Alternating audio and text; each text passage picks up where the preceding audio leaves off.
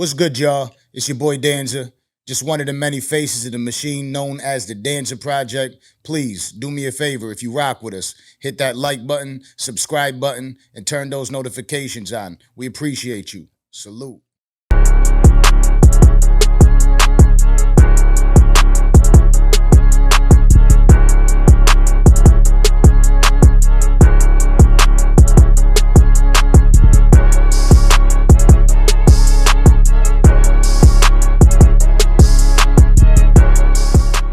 Man, the hype that builds off of that.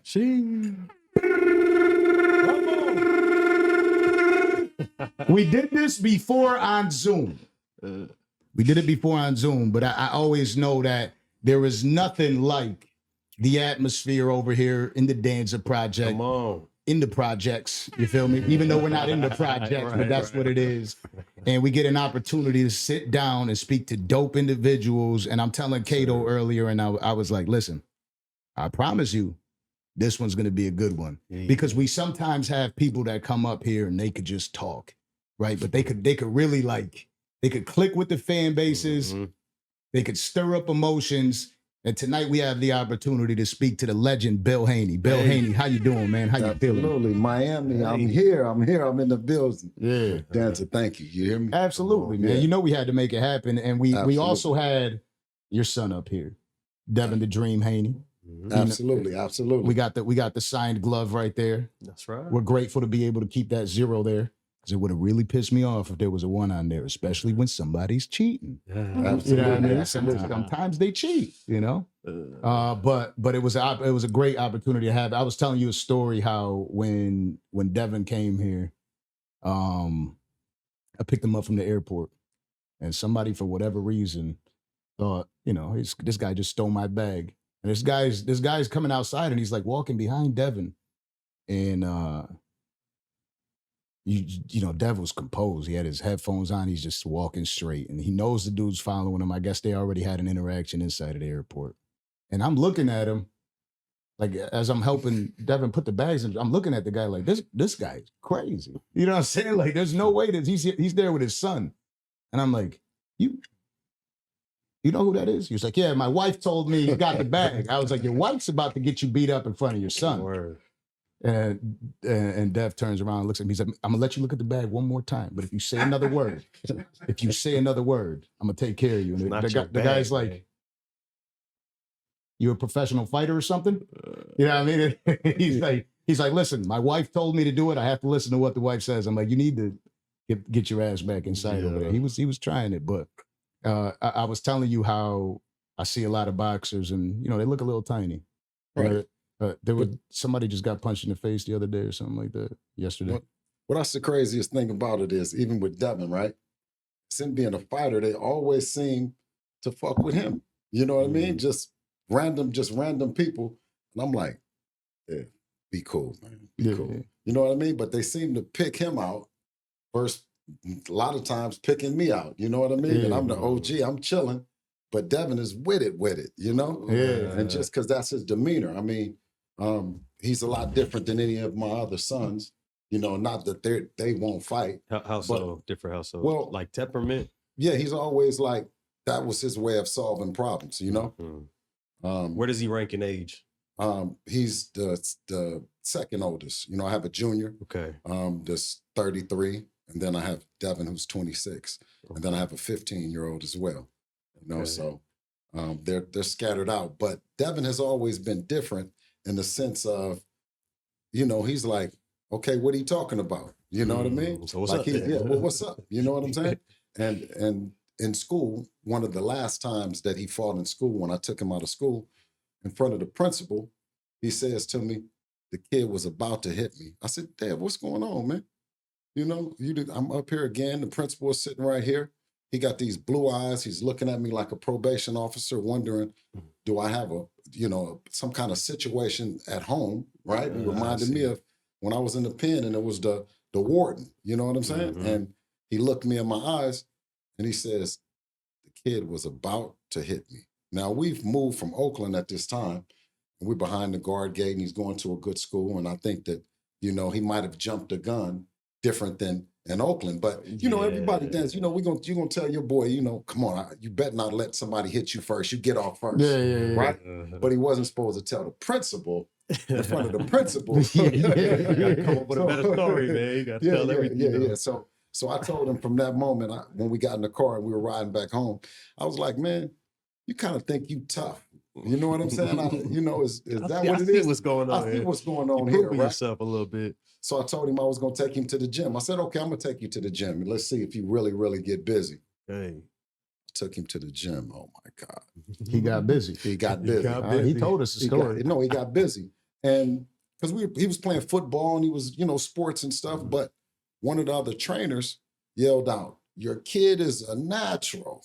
I had never heard anyone describe him like that. You know what I mean? That he was a natural. You know, everything feeling, else. Man. Ooh, it's a good feeling as a father. That's I know. Yeah. Even if you didn't know that. Right. Yeah, that's right. Right. From that moment on, you know what I mean? It was my job, you know, to get behind something that he's naturally talented at and passionate about. So, you know what I mean? Now he's the youngest undisputed boss in the game. And I always enjoyed watching him fight because he picks people apart. Yes. You know what I mean? And that's his talent. Now, what I wanted to speak to you about was and you hear my kids in the background. Absolutely. I always like bringing the supporters that we have and bringing you and them together so they could get an opportunity to know who you truly are.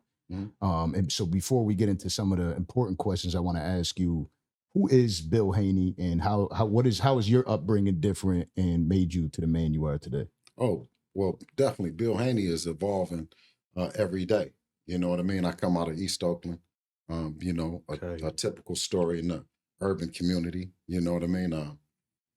I jumped off the porch early, you know what I mean? And once I jumped off, I knew right then it was going to be a long way back, Jack. You know what I'm saying? You know what I mean? But I kept it true. You know what I'm saying? I kept it true. I did what I was supposed to do. And fortunately, you know, I'm one of the ones that got out. And I represent that. And I take it very seriously. You know what I mean? And we ain't going back. I could tell in the way you carry yourself and the demeanor in which you even share that. You didn't have to say that last part. That's just how it is. Like, this is where I'm from. This is what I've been through. And it's not necessarily where I'm going, but it made me who I am. Absolutely. I like it, I love it. Absolutely. And once you've accomplished that, or for at least me, coming out of my neighborhood, I think that I would let those down that I bring hope to. You know what I mean? I'm the hope of the streets. You know what I mean? That you can do it. You can be solid. You don't have to snitch your way out. You don't have to go to the pen and your teeth fall out and you show back up.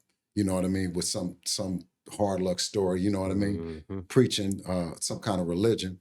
You know what I mean? You have an opportunity to leave the streets now. So I tell all the young brothers, you know what I mean? And you got a little bit of money, you know, and you've been blessed to have kids, to go home. You know what I mean? The stars are at home and not on television. You know, I looked in my house. I looked in my house and I knew what I had. You know what I'm saying? And I was ready to get behind each and every one of them in their natural talents. Wow. And it's super dope. Now, this is in Oakland.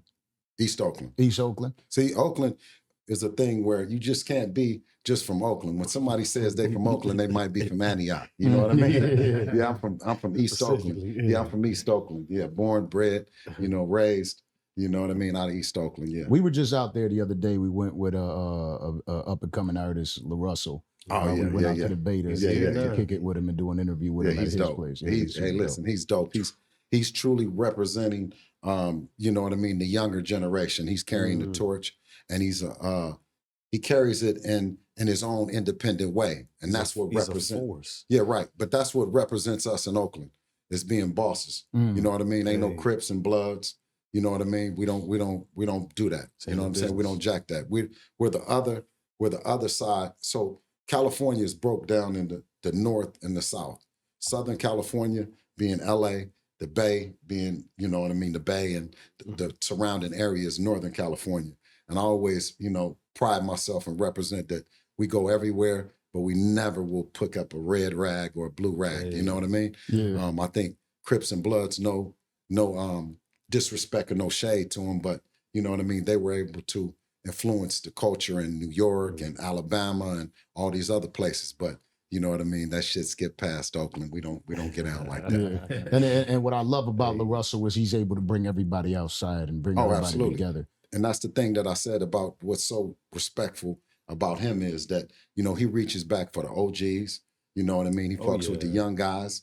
You know what I mean? And more importantly, it's a family affair over there with him and his mom. You know what I mean? And team. Literally. You know what I mean? So that's what we do. You know what I'm saying? If you can't rock with the people at your house and your family, you know what I mean? Who you gonna rock with? You Absolutely. know? Yeah, and that's why we had to go out there when we did that one. You know what I mean? It was like, you know what, we're outside. We're gonna go out for that show. Absolutely. So you went to his house? You went to his house? Yeah, we went to his house. He was shooting videos, like visualizers out there, and then we went to his compound. He's got an amazing compound where he's got an in-home studio. He's got a performance center where he's got it all set up for the performances and stuff. Yeah. He's got a content room. Yeah, it's phenomenal. It's like he's doing what we wanted to see Nipsey Hussle continue doing in his career. You know, he was building for the community, giving people opportunity, and it's super dope to see. Now coming out of East Oakland. That was the thing. That was the thing, and I think that held Nipsey back was being the ties to the street. You know what I'm saying? He always made references to what he was and where he was from. You know what I mean? So it was hard for him to evolve into anything else without holding on to the one thing that made him, and that was being a Crip, 60 Crip. You know, your homeboy Charleston was up here, and we were talking about Nipsey, and I was gonna say you let it ride. But he made a good reference because he started talking crazy. Okay, so you got to say Charleston the Frog first. We'll get into Charleston in a second. But what he was saying about Nipsey was dope. He said, I don't got a problem with Hermias, which is Nipsey's real name. He said, I had a problem with Nipsey repping the gangs. And he's like, because I'm a huge Nip fan. So when he was, I think there's a Nipsey picture in here somewhere. But when he was talking about it, he goes, what he was doing for the community was amazing. But when he was rapping, he was still influencing that gang culture. And he said, and that's the difference. Because a lot of people were attacking him for his belief. And he's like, you know, I don't believe in, and you know, Charles is somebody that's been attacking rap music for a long time. He's trying to attack the rap gang culture. Man, Charleston trying to get him some money, man. The man been, you know, he done tried everything. He done tried to be an activist. You know what I'm saying? And so he left that alone. I think they pointed that out to me. You know what I'm saying? When I was carefully looking through and listening to what he was representing, and I think that now with the hip hop and rappers having the kind of platform that they got, you know what I mean? It's easy to attack him, right? And I think that he's taking an advantage of that. You know what I'm saying? And I don't fuck with that at all. You know what I'm saying? Because if you come from it like I come from it, then you know that it's an illness. You know what I'm saying? When I jumped off the porch, you know what I mean? I caught that illness. I was sick. You know what I mean? So a lot of times, those guys that he talk about, you know what I mean? The entertainers, they're sick. They're suffering from the same illness, but they got money. They're talented, but they're still stuck. They're stuck in that mindset. They're stuck with those friendships. They're stuck in that community. See, because I'm a big homie, I'm able to tell my young homies, I don't f with it like that. You know what I'm saying? Right? I wanted to cross over and be a civilian and give them people some problems. I gave the neighborhood wreck. I gave my city wreck. So when I look around and I see civilians, well, I want to get down and show them that we can outdo them as well. You see what I'm saying? So that means having that kind of mindset. Now, if you're gonna push up on anything, push up on the people that's you know what I mean? That's that's dropping that shit off in the neighborhood. You know what I'm saying? That started that illness. See, because they forgot that the dope and all the shit and the guns, you know what I mean? We didn't make them. That shit got dropped off on us. You know what I'm saying? So, oh boy, the shit that he's kicking doesn't make any sense. You know, if he's not ill, I think he might be sick. You know what I mean? It's strangely enough, there's a lot of parallels to what you're saying, to what he was trying to do, at least what he says he was trying to do. The way I perceive him is as if it's like a necessary evil. Like, he knows he's not going to be likable, but if this is what inspires change, then he's willing to be that guy. That's new money, man. But do I think he's leaned into it and, taking advantage of a few of the luxuries that come with that? Of course. But I generally believe he's real about what he's saying. That don't mean shit. You know what I'm saying? We make money. Money don't make us. You know what I'm saying? But he's new money. You know what I'm saying? It's different sense. He's new money, so he's excited. You know what I'm saying? It's taken over. You know what I'm saying? When he was an activist, so to speak, right? I think in those days, and he wasn't getting no money, so he flipped it. You know what I'm saying? And when I talked to my homeboys, one of my homeboys, I told him, he was like, well, I kind of understand that. You know, I kind of understand what he's doing, right? Man, do you know I deleted that his number and stuff? Yeah. Nah. Yeah, he makes it hard to coach. Start bouncing that. I fuck with Charleston. I hear you though. I love him. But before all that, right? Because we can get into that. But no, hold on, because when a got one eye, he gonna see it half right. Damn. I ain't gonna argue. You said it when we had the Zoom. But what I want to know is in your household, was it a 2-parent household coming up? No. So it was just... No, that's why it's very important for I really believe that a 2-parent household is more beneficial to kids than a 1-parent household. So you know what I mean? My mom was fortunate enough that she took a job offer.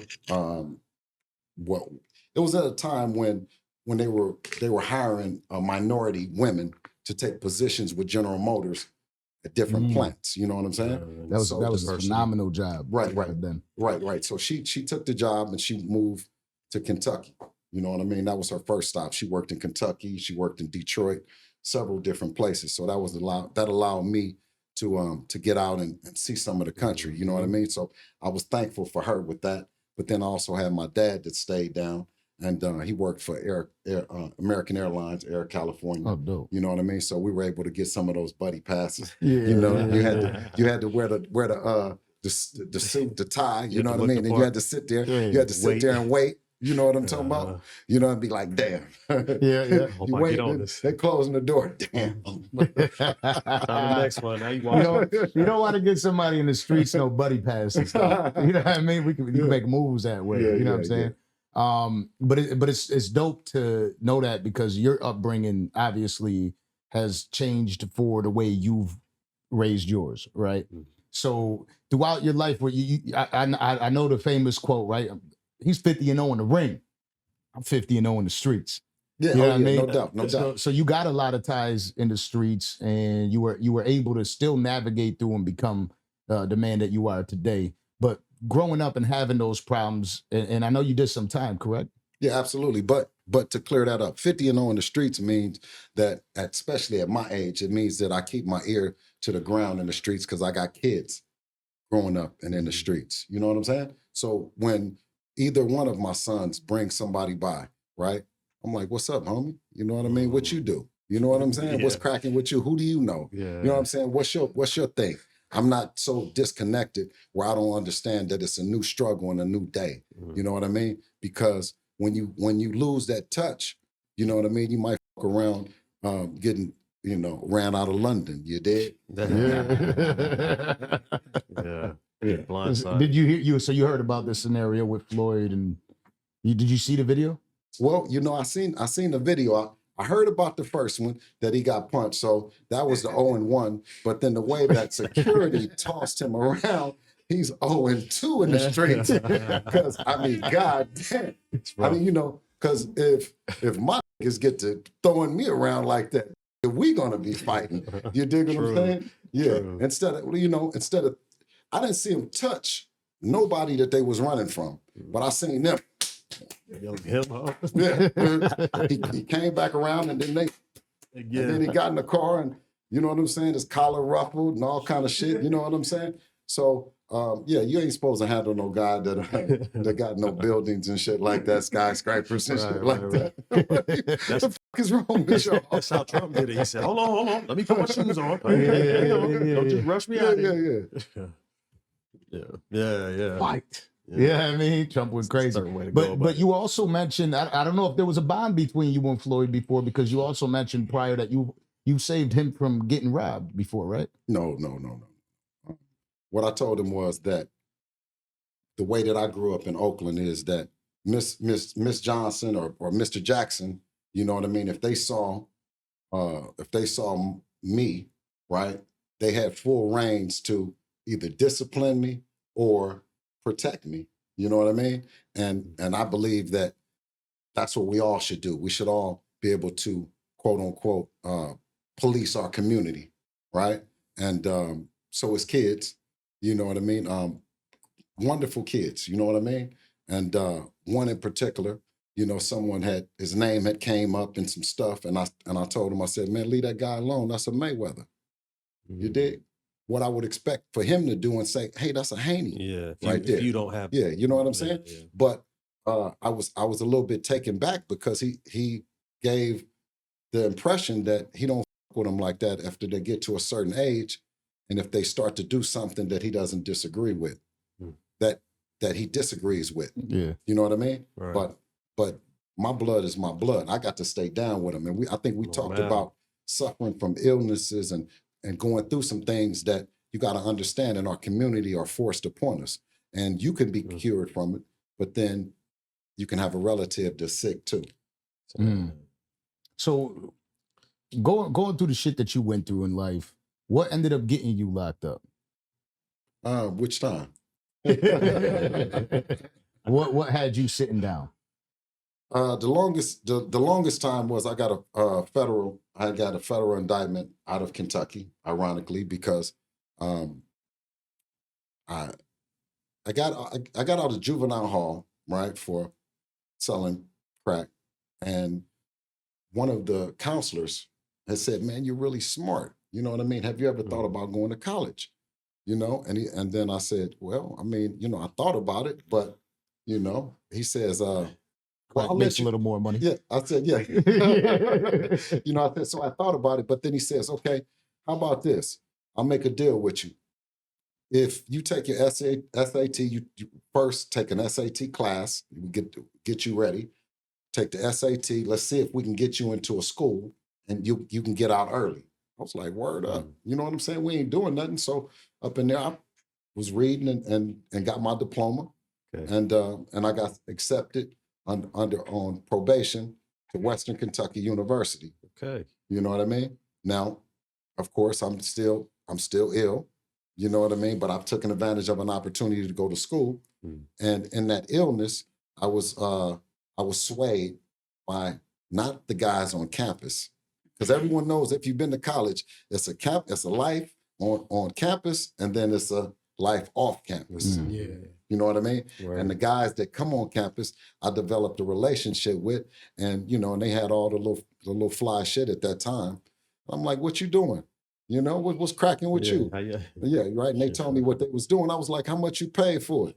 Right? How much you pay for it? They told me what they paid for it.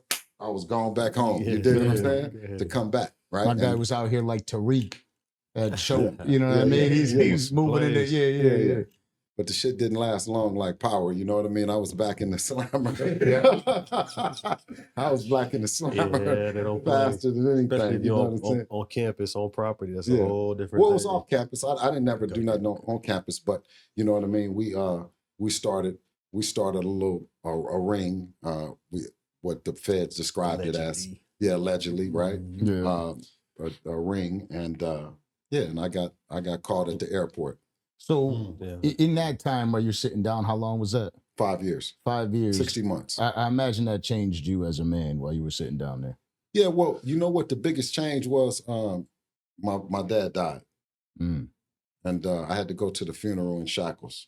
You know what I mean? That'll do it. Yeah, my dad, right? He raised me, and you know, I just knew that was one of the disappointing things in both our lives. For him to come up to the joint, you know what I mean, and then ultimately for me to have to go to the funeral. You know what I'm saying? Now, were you in contact with him often at that time, or was he disappointed in you? Man. I love that dude, man. I if we talk too long, you know what I'm saying, I might shed a tear. You know what I'm saying? I really, really, really love my guy. Yeah. It's important to know that a little bit though, because to see how you are as a father. Yeah. What was like what was he passing down to you that turned you into this? Oh, you know, one thing he really instilled in me was to not be no follower. You know what I mean? Right. He would like say, man, what, you know, you around this motherfucker being a follower and you got all this potential. You know what I mean? So that he instilled that in me, you know what I mean? And I think right now that has sparked everything about me. This is why we've, you know, Devin has become the youngest undisputed boss in boxing. You know, that we're not following anyone. You know what I mean? We're trailblazing and paying it forward for that next generation to come behind us. Let's go. Now, you have how many kids? I have 4 biological. I have 3 kids that was given to me, I would say, you know, blessed by God. Of course, I'm not their biological father, but for all intent and purpose, I'll never deny him. So, you know what I mean? I got that number 7. Dope. Yeah, you're not like your boy over here with 13. Oh, yeah, that's Blade. That's Razor Blade over there. Razor got 13, but you know what I mean? He, you know, we from the same neighborhood. That's my cousin, and he takes care of all 13 of his kids. You know what I mean? That's the thing that we do. Our whole crew. You know what I'm saying? Is that, you know, if you ain't taking care of your kids, if you're not being a family man, then you're not a real man. You know what I mean? You know, and that's a quote from The Godfather. We had the opportunity to meet 2 of your kids, Bill Jr. and and Devin. Yes. And what you are doing for sure is breeding success. As a father, how are you able to do that? Because a lot of parents aren't involved. You're out there, right? Like you got Devin, who's a superstar. Right. So you're moving. You're working with him. You're moving. You got all these other kids, and it seems like it's still going down. Like I believe. My daughter, some of the kids are playing tennis. Yeah. They good, raw. So you lean into the talents they have, right? And more importantly, to the fathers that are looking to navigate and control the destiny of their kids. I pick sports that I can be 100% support them and be behind them through the whole time. That we don't lean on the baseball coach, we don't lean on the university, we don't lean on that. So I mean, I think if I didn't put a tennis racket in their hand, I would have put a golf club. You know what I mean? And it's one thing that I tell them, I said, you're going to be a pro. It's no doubt that you're going to be a pro. It's just a matter of how good of a pro you're going to be. When you talk about the basketball and the baseball, you say, I hope you become a pro. Right. You see what I'm saying? So with the tennis, you can become a professional tennis player. You might be ranked 2079, you know what I mean? Or you might be ranked number 1. But the difference in tennis is, you can go from 2079, enter that tournament, and end up number 1. Dope. Did your father have you in sports, or did you just pick it up along the way? No, absolutely.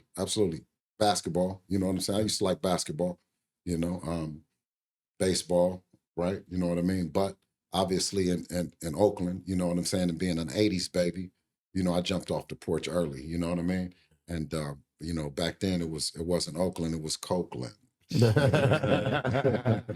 Now, how did you get into boxing? How did that start for you? Was it through? Strictly Devin. And one thing that I told him, I said, listen, and this is a key to my parenting, and is being open and honest with him. I was like, listen, Dad was a sucker. He was following niggas. You know what I mean? I jumped off the porch looking at them niggas. And by doing that, you can accomplish your short-term goals, but you sacrifice the long-term goals, right?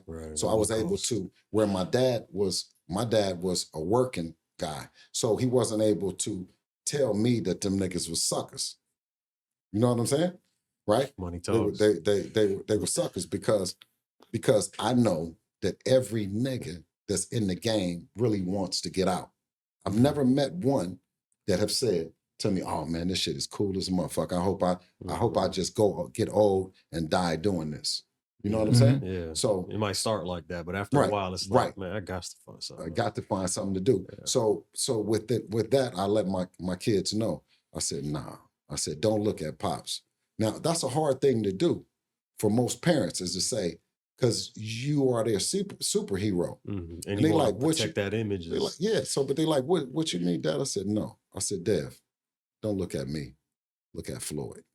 Watch him. I said, watch him. Right. You know what I'm saying?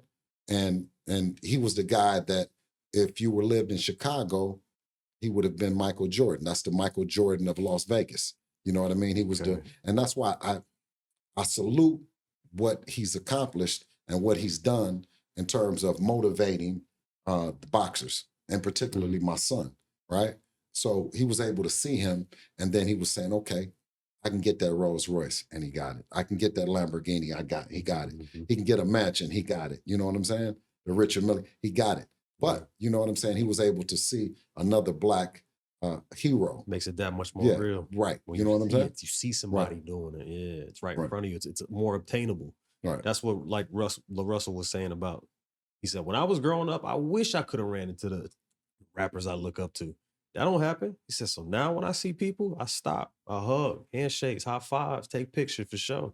Y'all see I'm doing a video, jump in. I ain't gonna kick y'all out of here. This was LA. They'll tell you to leave. It's a closed set. Y'all can hang out. He said, because I never got to see that. I never got to see the people I saw on TV. I'm right here. I'm still in the hood. I'm still in the neighborhood. Right. You know, and it makes it that much more possible. He said, I want somebody to see me and think I can do that. Right. I'm not trying to be eons ahead of you to where you say that's unobtainable. I'm the greatest. No, I want to show you that you can do it too, type. Right. And but you know, within that, you know, even when me and Floyd was talking, you know what I'm saying? I'm like, come on, man, you know, I had a Rolls Royce, I had a mansion, I had all that shit. But the illest shit that I could do for my kids was to trade the Rolls Royce in for the minivan, trade it in for the Honda. You know what I'm saying? I broke my game all the way down to get behind my son. I had to kill BH so he wouldn't follow that. He wouldn't, you know what I mean? He wouldn't emulate that. So with killing BH the Great, you know what I mean? I had to find Bill Haney and had to really be a parent. So I think guys that are in their A day, you know what I mean? Ask any nigga from Oakland, you know what I'm saying? I was in my A day, you know what I mean? And I sacrificed that for my kids, you know what I mean? So, you know, and my dude Devin, he paid it back, you know what I'm saying? Yeah. Viciously. You know what I'm saying? That and more. You know what I'm saying? So, you know what I mean? We're truly a success story. You know what I mean? Definitely in our community. You know, but you got to, you know, those guys. You got to take that Beamer. You got to take it back. You know what I'm saying? You got to take that. You know, you got to take that Benz back. You know what I'm saying? I'm telling you, I don't all the kings and queens. I don't want to take my Maybach back. Huh? I don't want to take my Maybach back. I'll buy a side minivan, but I'm not taking it back. Well, what I did was I took the Rolls Royce and I didn't get a minivan. I got a Sprinter van. You see what I'm saying? I got and it's legendary. Everybody know I had a Sprinter van, and we drove around to every gym that had all of the top kids, all of the top amateur kids, and we pulled up to because I homeschooled Devin, and we pulled up to the gym, and I would always go around 2:00 because I know when the kids get out, right? So Dev would stay in the van, he'd kick back, I say, just rest. You know, I'll go in, I'll talk to the coach because we know these are national champions. Yeah. You know what I mean? And I'll hook up to work, right? I'll hook up to work for Dev. But it was more importantly, I wanted him to know that every guy, they put on their pants one leg at a time. It don't matter if you're from LA, if you're from Cleveland, if you're from New York, you know what I mean? If you're from wherever, you know what I'm saying? It's not where you're from. It's, you know what I mean? It's where you at in life. So we killed that thing that is tough for niggas anywhere else. You know what I'm saying? Other than at our house. You dig? Yeah. Now being a trailblazer, I know you had a lot of, like, you know, right now we got a very popular TV series that's out with 50 Cent, BMF. Right. And I know you had some ties in there. So what was it like with Southwest T? I mean, you know, he's a good brother, beautiful brother. You know what I mean? And I can't say enough good shit about both of them at that particular time, because what they represented was that if you had a good report card and you was a good nigga, you know what I'm saying, you can get hit with some of them things. You know what I mean? You know, and I had a good report card and I'm a good nigga. So, you know, that thing would land wherever you want it to land. You know what I'm saying? But what's different than the part that 50 is portraying, because that's one BMF. Them is the niggas that got caught.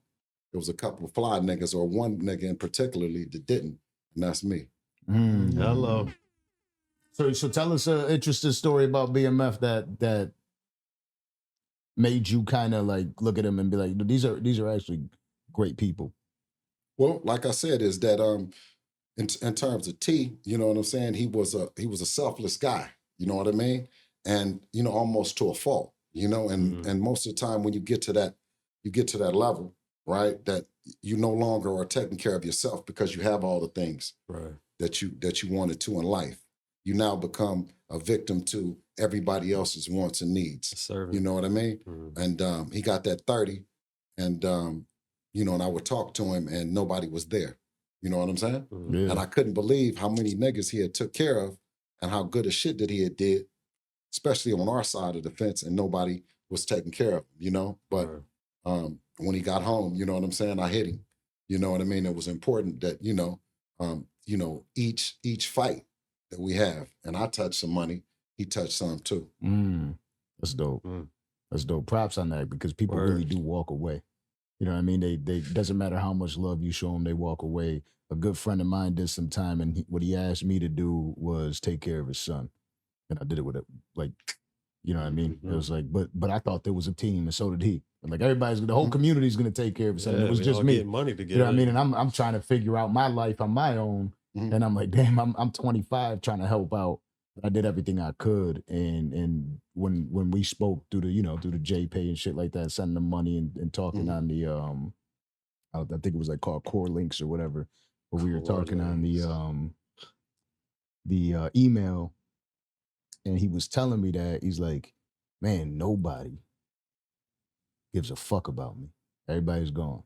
No, that's the crazy part about it. Even when I went away, right? And I noticed that all the big niggas, you know, the only thing they cared about is going to the visiting room and seeing their kids. So, and that's all I wanted to see was Lil Bill, you know, because he was born in 1990. I got knocked in 1992, right? So he's 2 years old coming to the feds. He's coming to the joint, coming to Lompoc, little man, right? So while in there, you know, his mom was meeting other women that were there with their kids. Yeah. You know, matter of fact, Michael Franchese being one, he was in the visiting room a lot of times with his girl.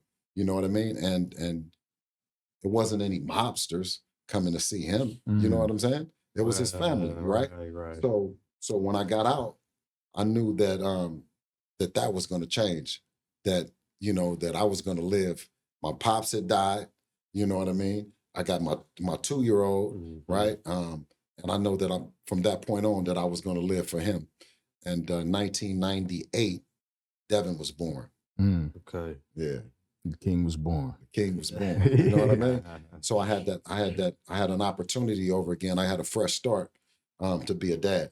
And I take that job serious. Now, Franchese, that you're talking about a guy that had the real mob ties, right? And he also has some ties in boxing. Yeah. Back then when they were able to have influence fights. So what do you know about that at all? Were you able to have conversations with him about that? But yeah, I had conversations, but at that particular time, I wasn't into boxing. You know what I mean? I was more so just a young guy, you know, 22 years old, and I'm kind of listening to the stories, and I'm, you know what I mean? And so I'm like, damn, you got knocked. I'm like, how smart can I be if I get out there and think that I can do it? Try you know to what I'm beat the saying? trend. Do it. So, but having that illness, you know what I mean? And hearing about these niggas in Detroit that's repping this BMF shit, right? I jumped back out there again. You know what I'm saying? And one of the pivotal moments in me actually changing and getting out for real, was T calling me to come by and, you know, to come by and see him. And I had something that, you know, I need to give him. And when we get over there, me and a guy named Dog, one of his runners, nigga, I never liked that nigga at all. You know what I'm saying? And that's face when you said his name. And that's one of the worst things about being in a crew full of niggas, that sometimes you got to work with niggas that you don't want to work with. But ironically for me, that toughened my skin up to be in boxing, to do a good job for Devin and work with niggas and promoters that I don't like either. But so I go by the house with Dog, and Dog hits the boop, boop, boop on the garage. The garage comes up, and I hear some voices, and they saying, Dallas, and then they said, well, this one is Atlanta and all the shit. I said, dog, get the fuck out of there. It's the police. Right? Dog talking about, you think? Nigga. What's wrong with you? Right? So he goes back, so we go back to go to the car. He hits the boop, boop. And now the lights and you know how horn they go on the car. Go, boop, boop, boop. Now the police hear that there's a car there. And I can just hear the rumbling and shit. So I took off running. I took off running and slept in the woods all night, you know? Yeah. And my cousin right there, he came and picked me up, you know what I'm saying? I was able to find my way and find back to where, you know what I mean, it was a good spot. One of the houses, you know what I mean? One of the houses that they had or whatever, broke into the house, you know what I mean, and waited till he came. You know what I mean? But it was so much of a close call, and by T never keeping it solid, you know what I'm saying? Because he never mentioned me, you know what I'm saying? Didn't cause me no problem. You know what I mean? I'll forever remain solid with him. I love that's dope. Right. Yeah. That's crazy.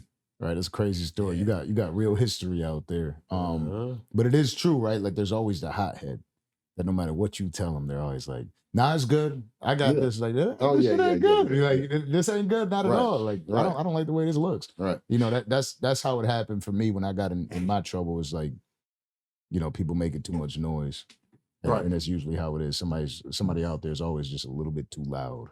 Right. You know what I mean? But fortunately for me, I had already been to the feds. I went to the feds before T, you know what I'm saying, or Meech. So, you know what I mean? I was able to see big niggas, you know what I mean, with problems, real grown folks problems, you know what I mean? So it was always on my mind. Yeah. That, you know what I mean? So I was real conscientious about talking on the phones. I was real conscientious about a lot of that shit because, you know, I both had, you know, I had Dev, you know what I'm saying? And I had Lil Bill.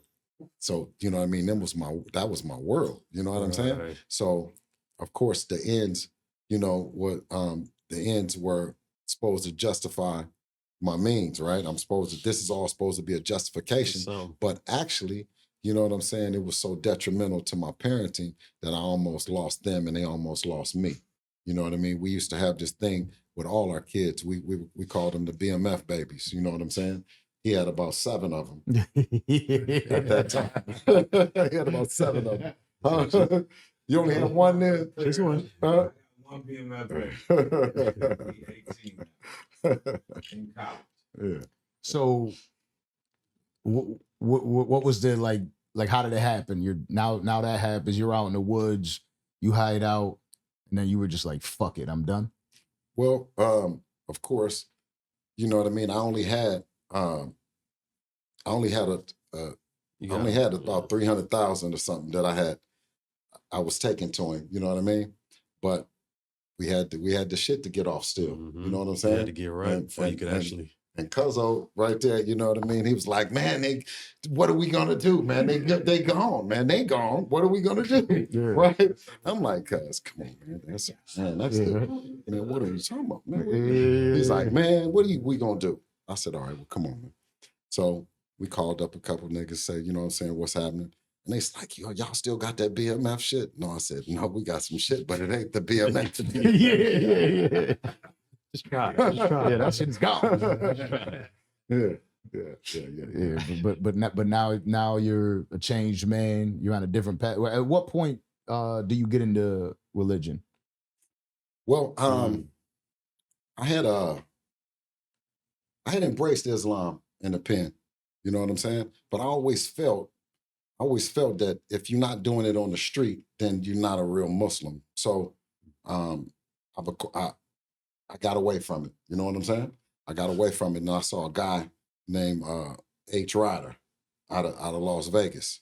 You know what I mean? Who's a Muslim, has been a Muslim for 20 years.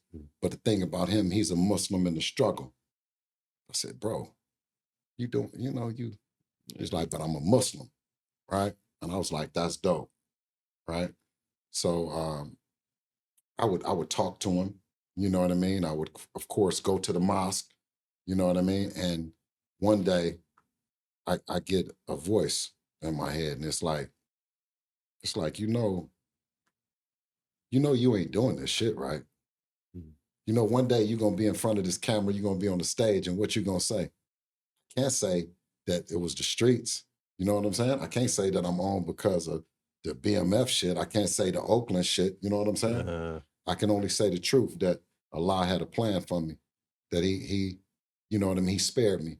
He spared me to come and really testify. And my testimony is that, you know what I mean? Yeah, you can truly change your life. Right. You know what I mean? And influence others and be more of a beacon of light of doing the right thing. So, you know what I mean? That's my thing now, is challenging myself to not do nothing wrong. No gambling, drinking, you know what I mean? Yeah. You know. But Charleston said you only do that on the internet. Charleston, man, is a knockoff, man. You know what I'm saying? Really. I'm telling you, like, you got to, check my files and check my background. You know what I mean? You can see me, I could really be doing it. You know what I mean? It ain't nothing fly about getting on the Danza project and announcing that you ain't with it. If you with it, then that's what it is. When I was selling dope and I was doing that shit, my job was to sell dope. So I had to let people know. You know what I mean? I wasn't no secret drug dealer. You know what I'm saying? I was gonna move it, and they had to catch me doing it. You know what I mean? So that shit about behind closed doors and all that, like, no. Because it seems like that's what he was really like. He goes at a lot of times, like, people become, and you're saying opposite, right? It's like, a lot of people become Muslim in prison, and he ain't with it. Like, he don't believe that shit. You say you got to be outside doing that shit. Well, that's what up until I met H, up until I met Ryder, I felt the same thing. You know what I'm saying? But I talked to the brother, and I see that you can be a Muslim and in the struggle. And I'd rather be a Muslim struggling than just struggling. You know what I mean? Yeah. You're a work in progress. God Absolutely. No one is perfect at all. Yeah. Now let's talk about the boxing, right? You got a lot of shit going on in boxing right now.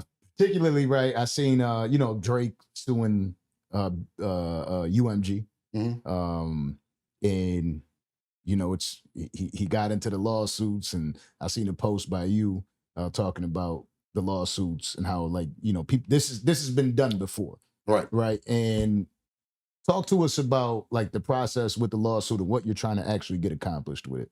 Well, the thing about the lawsuit, any kind of lawsuit, any kind of suing anyone, that's business, right? And I think that a lot of times the guys that really don't come from the struggle, those that are on the computer, right? They're giving you misinformation. Either you're in the streets or you're not.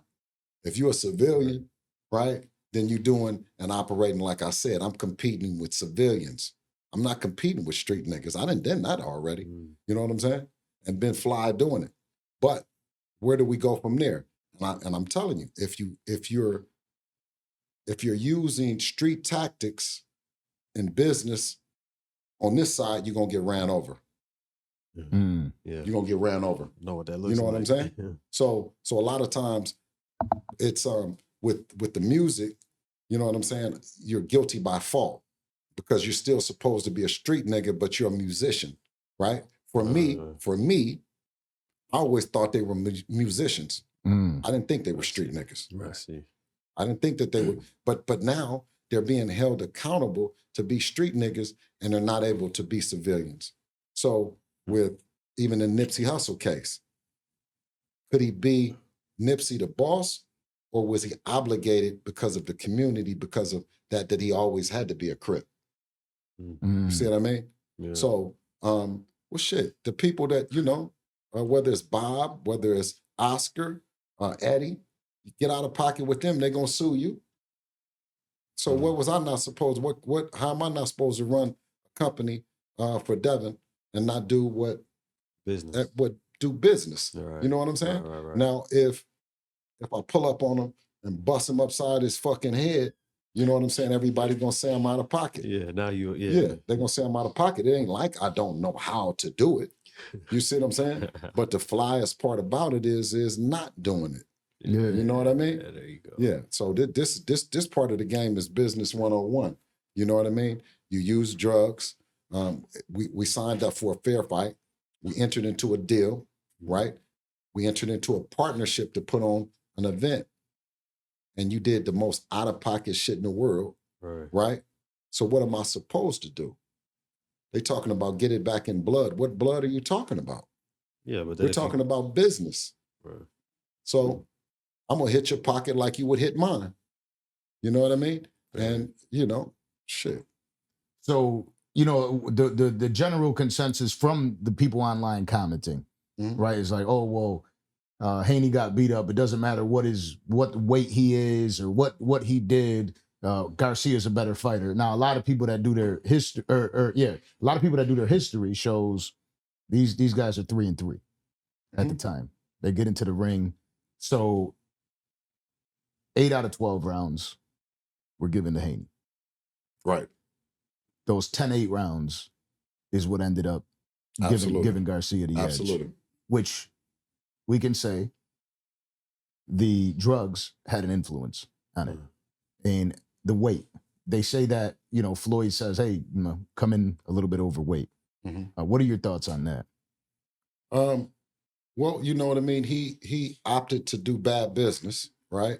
We were professional. We showed complete professionalism throughout the fight, throughout the build-up. Devin made weight. I was extremely proud of him. At the end of the fight, he didn't complain. He said, all praise is due to God. Allah doesn't make any mistakes. And I was proud of him. You know what I'm saying? He stood on business. You know what I mean? But it was heartbreaking, the fact that the guy that he fought was on drugs, because it's my job as a manager to him is to put him in situations that are fair. Boxing is the one sport that I consider to be a fair mano to mano, because no matter what your size is, you still have to come in at 135. You have to come in at 140. So for all intent purposes, you are the same size guy. But the one thing that I let him down on is the fact that, I let him get in there with somebody that was on PEDs. Now, do you feel like, because I heard you mention this, do you feel like you prepped him for the wrong fight? Like, because he said he wanted to stand toe-to-toe with him in the middle of the ring, and we all know that Devin is the type of fighter that's going to pick you apart. He's great with defense, going to pick you apart. A lot of anger, a lot of... Well, it's a combination of Devin not being Devin, but Devin opting to be what the fans wanted to see. Because up until then, they said that he didn't have heart, he wouldn't stand in the middle of the ring, you know what I mean? But he stood in the middle of the ring with someone that we didn't factor in, Ostarine. We didn't factor in the fact that, you know what I mean, he was going to be that much stronger. Right. You know what I mean? And one thing about Ostarine, for anyone that want to Google it or whatever, it helps in recovery, it helps in strength, power, all those things. So, you know what I mean? It was a great injustice that was did to a guy, a wonderful guy that did nothing but good business. Plus, just the whole buildup for this fight was like something I'd never seen before. And I don't necessarily mean that in a good way. It was like almost tough to watch. Like watching this dude do all the stuff that he was doing leading up to the fight was like, what's going to happen in there? I imagine that would have also called Devin to act a little different in the ring too. I don't know if he was emotionally responsive in that way. Well, it's an emotional sport that you don't want to you're not good using your emotions, right? You have to use your better judgment. You have to stay on your skills. You have to stay on your game. Training, But when you have the fans that pay for this, they're the ones that buy the pay-per-views. They're the ones that pay for it. You know what I mean? You want to please them. Devin wants to please his fans. And, to go out and fight that way, right? I still can say that it wasn't a winning game plan, but I'm still back my guy 1,000% because he went into battle. He went in there as a warrior. He came out, you know what I'm saying? Yeah. And I couldn't be no more proud of him. Now, there are the people that say, oh, well, there wasn't that much Ostarine in the system. Now, obviously, I know that how that works because you got to flush it out your system. But could you explain to the people, like, Well, if I put just a little bit of this tallywhacker in your woman, I mean, how would you feel about that? Just a little bit. Just a little. Let me just put a little bit in her. You dig? Yeah. Does that matter? Oh my goodness. but it was it still was.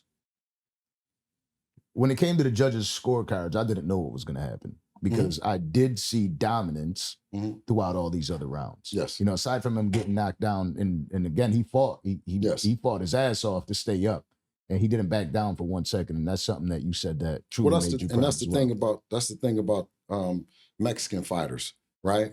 Anytime that a Mexican fighter goes down 3 times and gets up, he's a warrior, right? A brother go down 3 times and he's a bum. Because the one thing about blacks, we hate each other right now, and we got to change that, you know? And why do you feel that is? Huh? Because niggas is feminine right now. Niggas is wearing purses. Niggas is, you know what I mean? Niggas is dressing like the girls. You know what I mean? The girls got on more jewelry than the niggas. You know what I mean? It's just a real sad time right now when we have always been, you know, chest up, chin out, you know what I'm saying? Or excuse me, chest out, chin up, been dominant men. You know what I mean? And for now to take this back seat, you know what I'm saying? What's the deal with you and Bernard Hopkins? What's going on with that? Who is Bernard Hopkins? the other BH. You know. Well, I used to like him as a fighter. I'm not gonna lie. I studied his fights. I really like him as a fighter. But as the company man that he is over there at Golden Boy, you know what I mean? I think our thing started when I approached Bernard about talking to Oscar or talking to Golden Boy. You know what I mean? And he kind of threw his nose up at me like, you know, what am I talking to him for? Well, you're the only black guy over there. So that's what I was gonna say. Is it because y'all both kind of street dudes, quote unquote, and y'all just kind of meeting in the middle there? Is that where the beef kind of resides, or? Well, Bernard was a cat burglar. I was a D boy. So let's be clear on that. I was a D boy. He was a cat burglar. You did? So Heard you. So but nevertheless, us being in the boxing business and not having an allegiance to one another, the way that the other cultures do, right? Us, me or no one else that looks like me has an open door over there through him to that company. And you know what I mean? I kind of had a problem with that. So I kind of talked. Well, I didn't talk about it. I think he initially said what Devin wasn't. And then I said, well, he was like, these fighters these days. I said, well, wait a minute. I said, when you were 23, you were in the penitentiary. Devin is 23, and he's a boss and undisputed champion of the world with a lot of fly shit.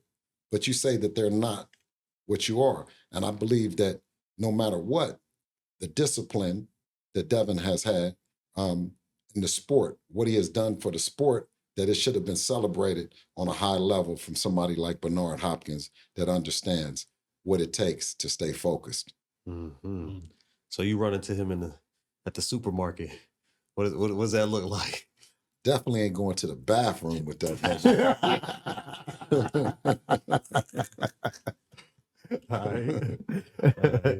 It's the executioner.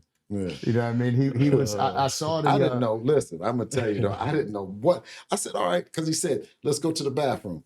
So I'm like, go to the bathroom? Nigga, you can get out where you mad at, right? That's the Oakland thing. And then he said, yeah, I thought so. I said, all right, nigga, well, come on. So I walked with him, and then he turned back, and then we bumped into each other, and he says, oh, no, let's go over here to this one. And he took so long, right? I said, I'm trying to build up courage. No, right. I don't know what he was, because I was calculated. I said, okay, so as soon as we get into the bathroom, I'm gonna have to hit him in the back of his head. I'm gonna have to hit him in the back of his head because Lord knows what Bernard gonna try to do to a nigga if he knock him out there. So I don't mind fighting. I just don't want to, you know what I mean? Yeah. You know, I didn't know what Bernard was on, to tell you the truth. You know what I mean? But I don't mind. I don't mind fighting, win or lose. That's just part of the game. Yeah. Especially about my son. You know what I'm saying? Heard. You know what I mean? I'm on some martyr shit when it comes to him. Absolutely, as you should. You know what I'm saying? And I think a lot of people, you know, there's also been criticisms of, you know, you should pass him off to another trainer. Obviously, I mean, we see that there with 30-0 there. Now he's 31-0. Right. Do you feel like there's like it's tainted the record? Do you feel like, more importantly, do you feel like he still has a problem with that internally? No, he understands that this is a business. And I think that when you talk about some of the guys, whether it be Teofimo, who's been public and vocal about his mental health issues, whether it be Ryan Garcia, who's vocal about that. I think I think Tank has also mentioned that. And you know, you can't help but show empathy or be sympathetic to the guys that are suffering those problems. But for those guys that aren't, right, then we can carry it, right? You know, we're in this business and people want to express themselves. You know what I mean? Whether they want to applaud you or they want to boo you, that's what they pay for that. You know what I'm saying? And those that stand tall through it all, you know what I mean? We deserve it all. Hey. You know what I mean? All you have to do is just, you know what I mean? Just drop your chin, you know what I mean? And everybody will go easy on you, you know what I mean? But, you know, I stay getting at them, whether it's Twitter, whether it's Instagram, you know what I mean? Or whatever, you know, because I'm a confident Black man that has a confident son, you know what I mean? And it is what it is. And is he ready? Is he absolutely ready to get back in the ring? Absolutely. Absolutely. There were claims that Garcia broke his jaw after the fight. A lot of people talking about that online. That you tried to hide it. He tried to hide it. He went hiding for a little bit. One thing about him, whatever happened, he's not no quitter like Ryan quit against Tank Davis, right? Mm-hmm. So he's known as a quitter. You know what I mean? Devin's a warrior, whether they want to say anything or not. You know what I'm saying? Because a lot of times, you know what I mean, put in that kind of adversity, you got to ask the people on Twitter, what did you do? You know what I mean? What did you do when you were when you suffered, when you went through adversity? You know what I mean? So I think that instead of Devin representing that, they're trying to shift the narrative. You know what I'm saying? With a lot of the trolls and the bots and all this shit, which, for the record, because coming from a music background, right? What Drake is saying is true. You know what I'm saying? The companies roll out their marketing plan is to assassinate and kill the rival, the character. You know what I'm saying? Whether that's within your own company, like 50 had said, they were pushing G-Unit and they also were pushing G-Unit under the same umbrella. You know what I'm saying? Both houses benefit. Right. So what you have right now in boxing, you have that same thing, right? And just like he said, is you know, Devin, you know, he had been, everyone knows about Devin since he'd been a kid, from Real Devin Haney TV, right? And so, you know, they wanted to dethrone him and they thought they were going to knock us off with that campaign because they've been running a smear campaign, you know? Yeah, it's a wild world, man. Like it really is. Like you know, I know a lot of people don't like the general consensus is again, it's 50-50, but there also are a lot of trolls and bots and they are controlling the internet and crazy. You can see it. Like if you're early at a post and you see a post come up, it'll say 783 comments and the post was up for 14 seconds. You know what I mean? Like it says it. You know something's going on. You could see it happening. I see it in the podcast industry. I've seen it in the entertainment industry. And one thing is people always want to be first.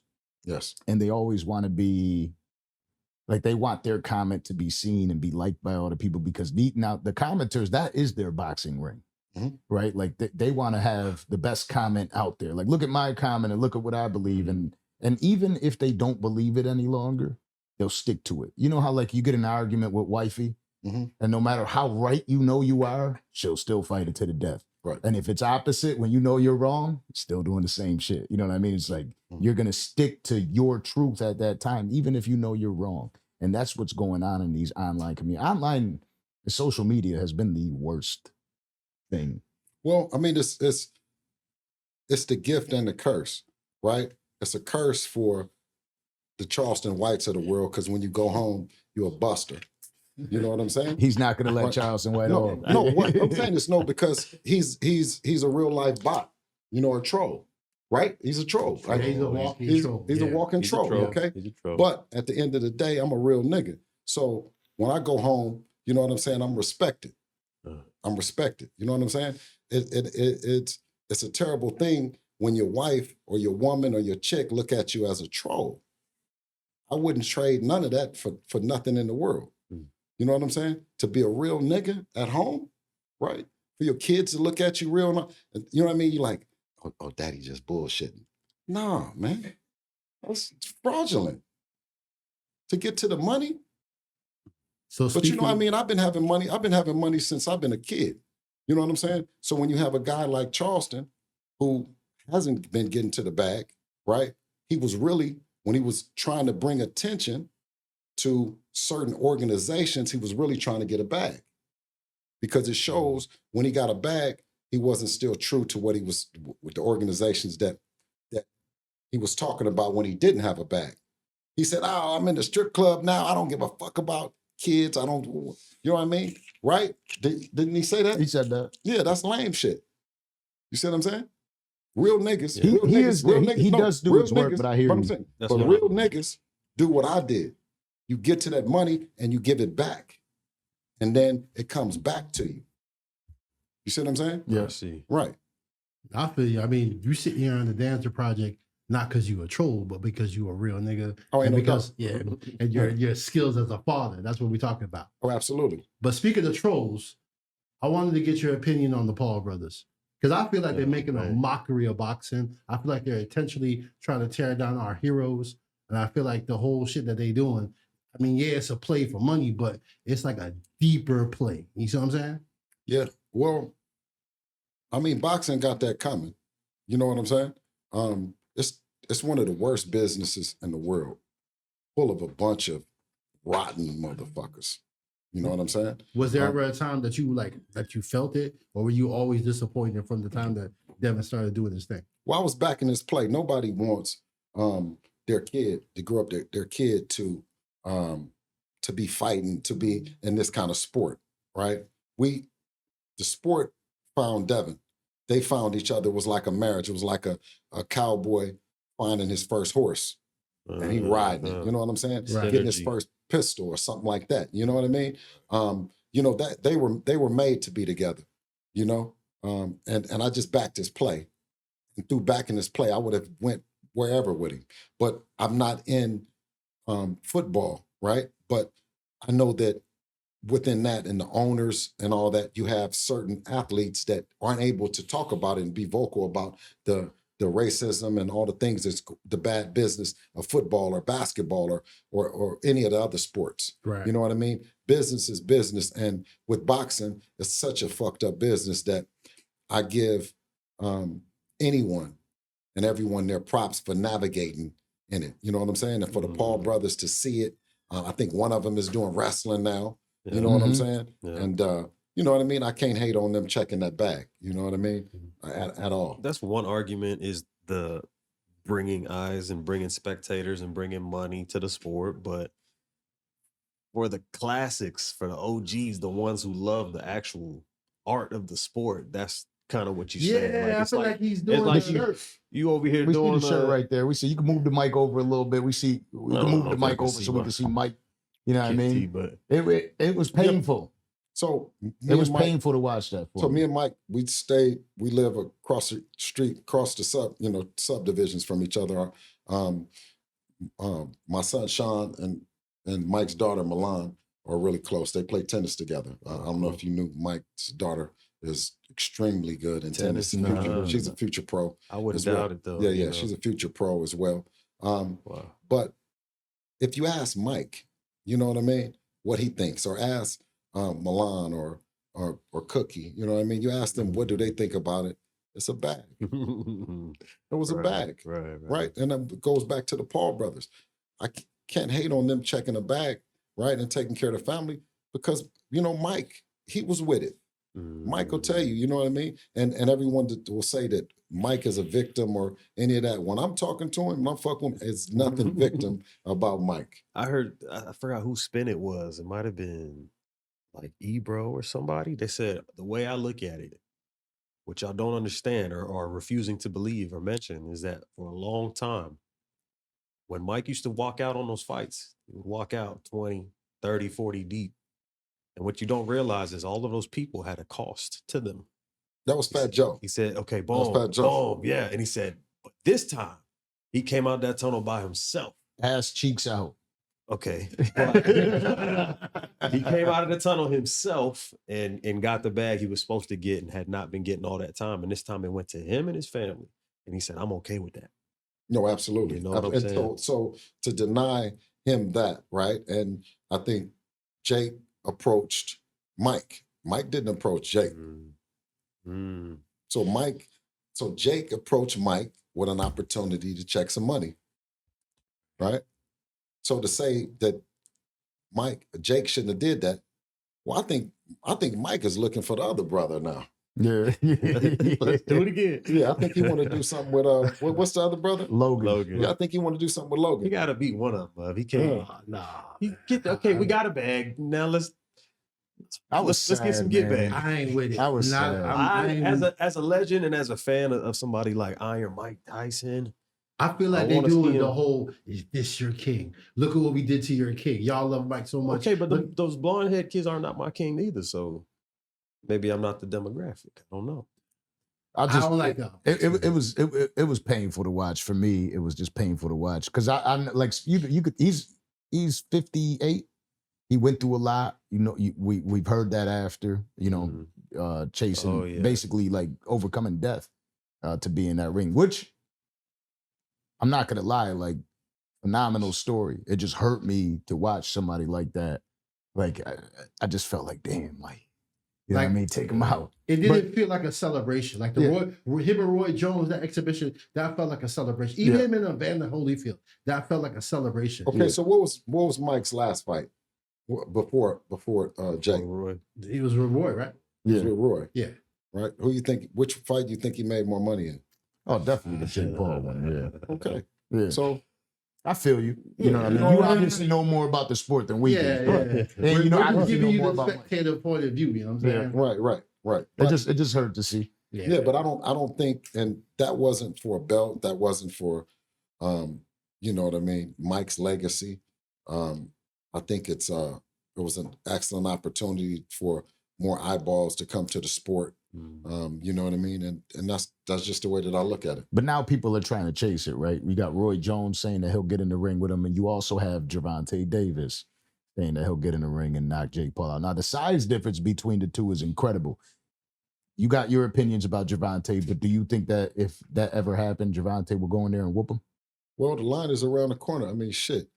I get in there with Jake, shit, for the money, right? Everybody, the line is around the corner. Have my people call your people. Yeah. But the line is around the corner because of what Jake has done and built on his own right. You know what I mean? So for Gervonta to want to fight him, or to Devin to want to fight him, or anybody to want to fight him, what I want Jake to feel is that that's respect in our sport, right? Is to want to fight you, to want to do an event with you, because it was a long way for us from that fight in the gym after school to be it's a long way to be where we are. And I mean, you know, the line is around the corner. I think Teofimo Sr. is at one of those liquor stores out in front of there begging like a motherfucker right now. Yeah, I think he's thirsty as a motherfucker right now.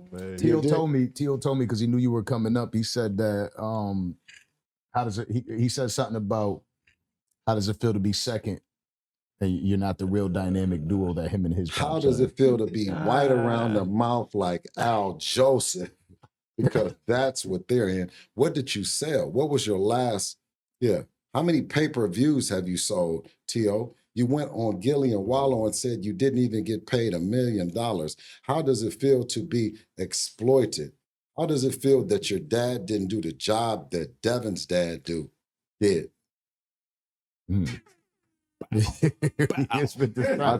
think T.O., I made more money in boxing than you did. Yeah, that's what my son paid me more than you got paid. So this Turkish billionaire says that he will offer Mike Tyson an opportunity for Wait a minute, rematch. the Turkish billionaire put some money on the table for T.O. and them. You know that, right? No, I didn't. Call him. You can call him anytime and ask him why didn't he take the deal from Turkey? Same guy. The same guy. Yeah. Let me see if he does. So he's for real when he says he'll put the money up. He's dead serious. Some of these guys got money, man. I'm over here really trying to call him. And ask him, did Turkey put the money on the table for him? Yeah, he didn't answer. His phone's off. He's sleeping right now. No, of course. He knew I was coming up here. He knew I was coming up here. But call to the liquor store. What's the name of that liquor store? And ask to see if T.O. is out in front of T.O. is out in front of that motherfucker. So what do you think about that though? $700 million. He wants Tyson to go in there and knock him out in under 3 minutes. You don't think that Jake Paul should take the bag and say, "Here, just give me $100 million"? Once again, there's Jake Paul bringing more money to the game. Yeah. Now they're talking about $700 million, right? $700 million in 36 minutes. What's the baseball guy that just signed for $700 million for Soto, 15 years? Soto for the Yankees for 15 years. Yeah, that's $700 million for 36 minutes. Hello. Now I'm telling you, listen, in boxing we make money in minutes. We make money in minutes. It ain't it ain't even an hour. Yeah, we check millions in less than an hour. Yeah, I mean you gotta get to that. You gotta get there. But yeah, you got to get you a Sprinter van and get on the road. Because for a long time, they say fighting in general is a poor man's sport until you make it. Yes, and then the other argument about that is once you make it, there's only a certain amount of time you have that you can be at the top, too. So, but there's so many kids that are being misdiagnosed as problems or ADH or those wrong stereotypes. Yeah. When really in the old days, and Michael talked to you about that, those were the champions. Those were the warriors. Those were the kids that were celebrated. When you talk about constantly having to move, where Devin was described as that, of having an ADH or whatever that shit is, right? And they were like, I'm like, you're not giving my son no fucking medicine or nothing, no pills, no nothing. Slow him down. Right? Listen, Dev, he runs, he works out, you know what I mean? And he parties. You dig? He got a whole lot of ADH. But to your point, find a way for them to channel that. Absolutely. Don't dumb it or numb it or silence that, but put them in something that they can channel that and use that. Okay, so we got into boxing, right? And we understood and found out that what a fucked up sport it is, right? Of course, you have to worry about the damage, right? And that's always in the back of my mind. Oh, yeah. Is Devin getting out in the sport with what even Floyd said is having all your faculties, right? So for me, knowing everything that we know about the sport, right, and all the connections, I wasn't going to do that to my youngest son, right? Because that's not where he was naturally gifted at. Devin was fighting regardless. He was fighting before he was put in the gym, right? So I put the tennis racket in his hand, and I said, okay, check this out. This is a sport that they're going to hit the game. The money is going to go by you. They're not going to hit the ball to you. They're going to hit the ball away from you. If you want the money, go get the ball. If you don't want the money, just let that motherfucker go by. I like that. Raising Devin, and all the stuff that we've spoken about in the last hour or so about all the things that you've instilled with him, and the rest of the kids. As he becomes a man and his own person, is it hard kind of watching him do just that, come into his own? Yeah, no, it wasn't hard. It was terrifying, right? Okay. And Dev like, Pops, you know what I'm saying? I'm good. I said, okay, well, if you're good, then you would break away, because I'm never gonna push you out. I'm gonna hold you tight. I'm gonna stand up with all my boys and all kids. You got to break out on way from me. I'm not gonna push you out. You got to break out. Other than that, I'm gonna be right there, shoulder to shoulder with you. Right. You know what I mean? But when you're ready to get out and let Pops be what I consider, if you want to be that alpha wolf of the pack, right, and get out in front, Pop's gonna lay back. You know what I'm saying? Yeah. And be that wolf in the back. Right. Professional boxing analyst, Akademics, said that Tank would put Devin in a wheelchair. What's your response to that? Well, he knows a lot about music and nothing about boxing, right? Of course, that's a good way. That he has his opinion, right? You know what I'm saying? And that's one of the things that we wanted to be in a position that no matter what, you feel something, and you know who Devin is. My job was to, once we got into sport, was to bring the kind of eyeballs to him that he was deserving of. And that Tank fight, make no mistake about it, I think that they're more scared about the fight happening than us. Their fans are more scared about it, because if he would put him in a wheelchair, why you don't tell him to put him in it? You know what I mean? What you waiting on? Yeah, you know what I mean? Was the fight ever offered on your end for Tank, or how was that? No, I spoke several times with Leonard Allaby, who was a president at that time, with Mayweather Promotions. Of course, Devin was, speaking to Floyd. You know what I mean? And every time they said that it wasn't the right time, until they've shown that they're not ready for the fight, that they don't want to fight. I think you've seen him bring up a 130-pounder, right? So if you can bring up a 130-pounder to you at 135, then you can go up to 140. It seems What's like good for the goose is good for the gander. It seems like, for me as a viewer, and I know a lot of people are going to have their opinions about what I say, but I feel like the fights that Tank is taking, I don't feel like are that appealing to me. Absolutely. And that's the thing about, with Ak, I mean, with all due respect about his opinion, he can have his opinion, but I mean, Tank ain't putting them niggas in the wheelchair, so why you think he gonna put Devin? Good point. And you never knew about Lamont Roach. I didn't. No, you didn't. You know what I mean? I did. I'm in boxing, but no one knew about Lamont Roach. No one knows these guys. I didn't know much about Frank Martin either. Yeah, no one knows these guys, right? So you only know about who Tank is fighting from Tank, right? We really put that work in. You know what I'm saying? We really been in there in the gym with him. You know what I'm saying? Right. So what I'd say is that it's disrespectful to the sport and disrespectful to your peers when you don't offer them a fight, when you don't make that fight happen. Right. You know what I'm saying? Let's right. see. So I always salute those that make it happen, those that get together and put on great events. You know what I mean? You just can't be on Ostarine.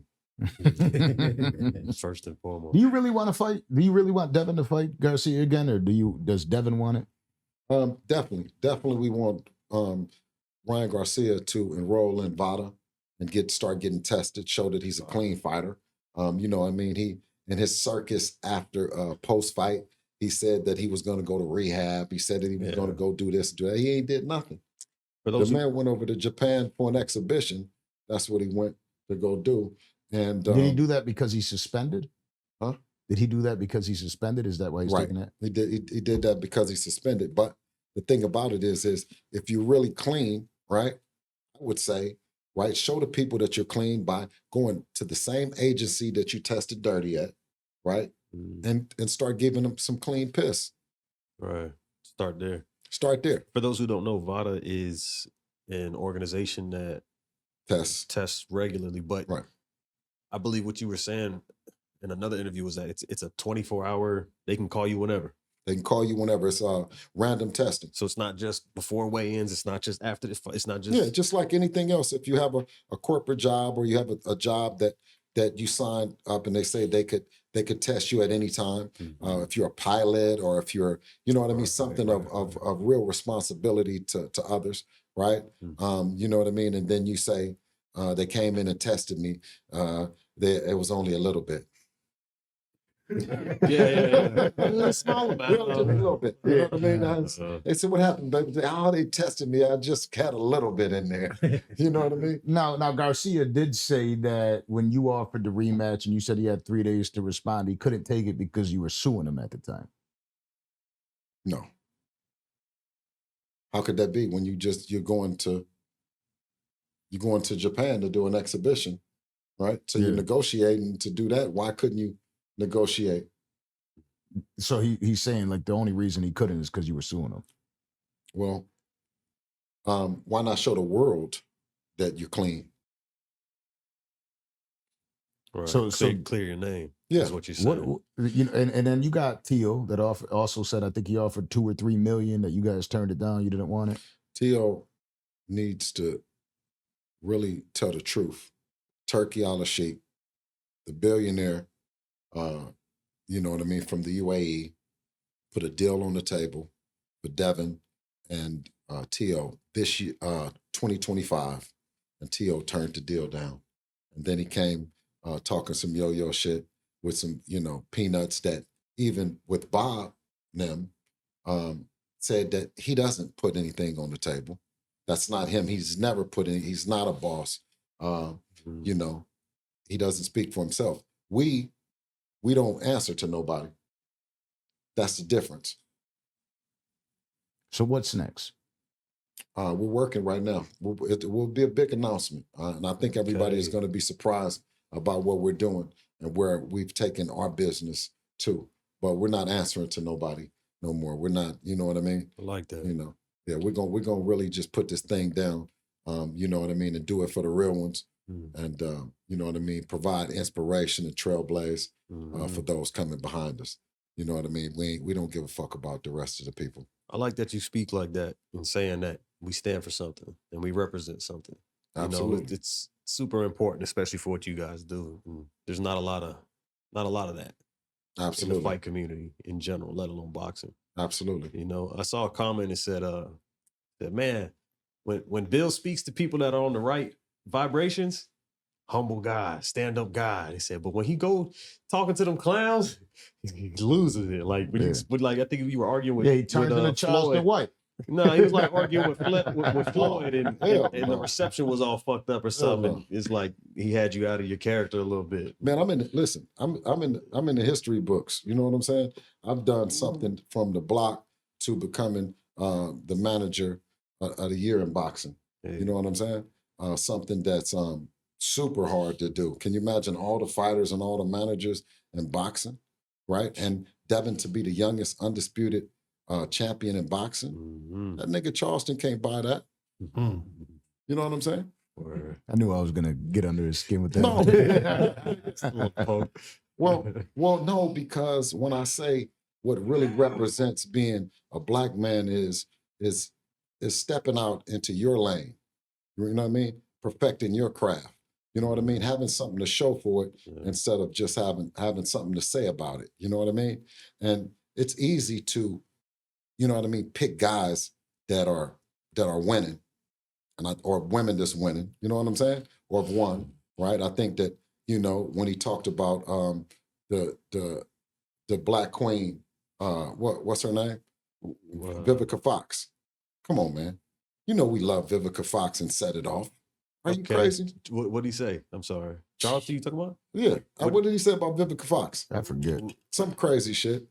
talked about how she looked. You know what I'm saying? He said something about how she looked. But it was something. You know what I'm saying? Demeaning, you're saying. Yeah, something demeaning. Mm-hmm. You know what I mean? I stopped being a fan of Vivica after she tried to go at 50. Gave up on her. She lost a lot of people with that one. Yeah. But yeah. Well, because they had a relationship. Yeah. You know what I mean? And we don't trust. What happened with that door over there?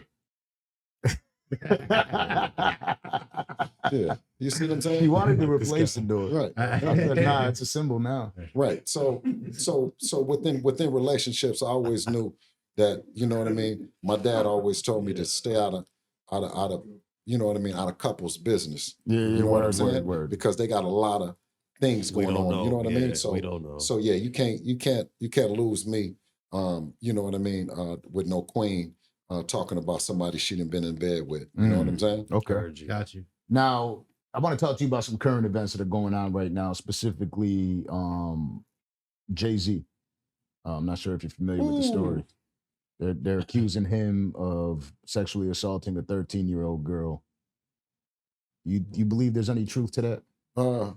Listen, if that's true, then we need to bring everybody. If nobody's seen the fact that was a 13-year-old girl, because I just don't believe no 13-year-old girl has enough wherewithal, enough pop to get up around no big niggas. So I think it's a lie. Yeah, according to the story, she snuck into the MTV Awards. Yeah. Now, come on, man. I see. You know what I'm saying? I ain't never been to no fucking MTV Awards, and I'm half 100. You dig? You know what I mean? So how can a 13-year-old kid, you know what I mean, sneak into there, then end up in the limo, end up in the bedroom waiting for Jay-Z and Puffy to walk in, and then get a drink and then pass out? Come on, man. Yeah, Jay-Z said, come on with it. Yeah, you know what I mean? I love Jay-Z's response. Yeah, that's he got great response. He dropped a verse on him. He said, I implore you, take this from civil to criminal. File a criminal complaint. If this is what it is. And then he called out the lawyer too. Yeah, I will show you how different I am. Yeah, right. So So I don't nothing about Jay-Z I look at as, you know what I mean, a 13-year-old kid. I listen to his music and all that, but a 13-year-old kid who has managed to get into those places and then end up there, you know what I mean, having a drink, and then several years later, now comes on a money play. Several years later. How many years later? 24? Probably like 20-something. 24 years ago. I think this happened at the 2000 VMAs. That's the craziest shit ever, man. Let me tell you something that people aren't really considering. Nowadays, 13-year-olds might look a little bit older. 24 years ago, 13-year-olds look like 13-year-olds. Right. And I say that because it's just like, that story does come out more now, right? You see these 13-year-olds, they're like, I don't know what the fuck they got in the milk, right? The boys are 6', 7", playing offensive linemen. The girls are grown, right? 24 years ago, 13-year-old girl looks like a 8-year-old girl, right? So there's a difference. Now, you mean that this is the strange shit to me. Like, you mean to tell me, like you're saying, this girl somehow got into the party? Like, where was the parents? What happened? How does this work? You know what I mean? Like, there's just too many crazy things that I feel like it really is to tear the black man down. Right. And from what I've seen, it's just like Tupac says, it's the same old hoes. You know what I mean? They got a look, they got a body type. You know what I mean? It's not just the one-offs. You know what I'm saying? Right. So this 13-year-old girl, right? So that was it. So you look good enough for Puffy and Jay-Z at the VMAs, but that was the one-off. And then, right. You know what I'm saying? Facts, like that was the one-off. 20-something years later, 20-something years later, you never got entangled in another relationship with another. But at 13 years old, you didn't tell the police, right? You didn't say nothing to nobody, right? But then 20-something years later, you do. And I want to be sympathetic, you know what I'm saying? I want to, just in case it is, you know what I'm saying?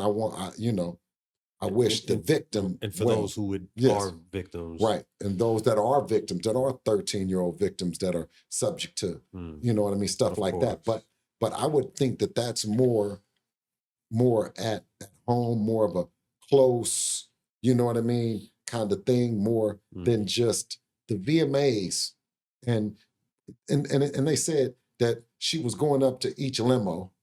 Yeah, that's crazy. Right, she was going up to each limo, right, and then ended up at the mansion or in the bed, right, and you're in the bed, and then Jay-Z and walks in, and then Puffy is watching. Yeah, that's a lot. It really is a lot, and I don't think people factor that in. They're just going with whatever story they think. Again, it's the first one to comment. I believe it. Jaguar Wright said it. Orlando Brown said it. It's like, all right, 2 crackheads told the story. You know what I mean? Like, great. Like, congratulations. You know what I mean? People act like, you know what pisses me off the most is people act like these meth heads and these crackheads are saying profound stories. Y'all never, I promise you never lived a day in the streets, because when you listen to a crackhead speak, they make shit sound exciting. Prolific shit. You know what I mean? Like, they make their shopping cart seem like a car. Yes. You know what I mean? Like, their shopping cart, like, you don't know what me and this shopping cart went through. Right. You know what I mean? I rode this thing down the streets for 26 years. Wheel never fell off. You know what I mean? Like, you look at him like, wow, great shopping cart. Great story. Right. You know what I mean? There was a one on the internet, a crackhead, and he said that he stuck his tongue in the girl's ass. Did y'all see that one? Nah. And then she said, oh God. He said, no, I ain't God. This is James Earl. That ain't God. I ain't God. It's James Earl. You mentioned Tupac earlier. You knew him when he was alive? Absolutely. You got a good Pac story for us? Well, you know, me and Pac had we had someone in common that I think that we both love. You know what I'm saying? At that time, girl that was she was the West Coast yo-yo. I'm about to say it. Yeah. Was it yo-yo? Because I'm old enough to remember all that shit. Yeah, exactly. You know what I mean? Someone that but you know what I mean? I have a deep you know, admiration and love for, you know. She's still fine, man. Yeah, absolutely. And shout out to her. She has a wonderful husband, and you know what I mean? You know, she's a good friend of mine as well, still to this day. But, you know, yeah, I think we, you know, me and Pac, you know, being young, you know what I'm saying? And we didn't see necessarily eye to eye, you know, because obviously we had a girl in common. Okay. Yeah, that's how it is. Don't play with my yo-yo. Yeah. Now, Black Muslims. Muslims. Yes. Lil Durk. Absolutely. He's, I know, you know him personally. Yes. He's going through a lot right now. We recently had Duty Low come up here and sit down with us, who's a personal friend as well as an artist on his label. What's your thoughts on everything that's going on with him? Well, man, both him and Von, you know what I'm saying? Like, I had a lot of respect for them. You know what I mean? Meeting them, and they're two very humble guys. Durk walked Devin out, you know, early on in the showbox Showtime days. But you know, I just think he's smarter than that, or this was the biggest apple dumpling gang or experience that you could ever go through. You know, bad timing. Yeah, you know, but more importantly, he was the voice, right? Yeah. And he should have been protected. And I think a lot of times with in our community, we want them to stay with us instead of protecting them and let them take us where we need to go. I protect Devin as much as I can, and we allow Devin to take our family to heights that I wasn't able to do. And I think that they did a disservice to Durk by constantly saying there was no get back for Von. There was no get back for Von. There was no get back for Von. You know what I mean? Right. When You know what I mean? And it's unfortunate because it was two teams that were together at one time, you know, to go through that. But it just sounds like a real apple dumpling game when you talk about how they did it, you know, if allegedly, allegedly, of course, you know what I'm saying. So I wish him well, but that is another one of those things that did Durk actually call the shot, or did they actually were they on their own, and was he doing what he does anyway? Is provide and give to them, you know what I mean? And once that thing gets started, you know, the first thing of any rapper or any entertainer in our community, that's a nigga on the side telling you, I'll do it, man, I'll do it. You don't want me to do it? I'll do it. You know what I'm saying? And they say, oh, he don't want to, you know, and it puts the artist or the entertainer in a fucked up position. Yeah. You know what I'm saying? But I'm able to, because, you know, my maturity and also experiencing what I've experienced, I'm like, get the fuck out of here, nigga. That nigga over there talking that shit. What the fuck? Listen, he can talk that shit. When I came in here, I was on the internet with some trolls. I don't even know these niggas. And the niggas be saying some weird shit to me. They be like, how can you sit up and, you know what I mean? It's just the way I am. I was raised to, you gotta have thicker skin than that. And I think that it had to start out over an argument. It didn't start over somebody owing somebody some money. It started out over this. And at some point in time, your skin got to get thick enough that you got to say that I'm a big nigga, and you know what I mean? It ain't worth my life. It Right. ain't worth the money, everything we built, everything I accomplished, throwing it all away because you want to talk shit. Yeah, I'd rather not. Right. I'm bigger. So you think that there's a possibility that he actually faces life, or you think it's a witch hunt and he should be coming home? With the feds, they're a percentage, right? They have a high percentage and they say when they got you, when they indict you, they got you. Yeah. Why feds though? Why feds and not state? State don't know how to do RICO. Yeah, you know, that's because Thug, right? He just had a RICO charge, right? State RICO, right? Yeah, State but RICO. that shit fell apart. That's what I'm saying. How do the feds? Why are the feds stepping in this? That's a good question. Yeah, right. That's a good question. But that's another apple dumpling game, right? The Woodies and the whole crew. You know what I'm saying? I think he's a hell of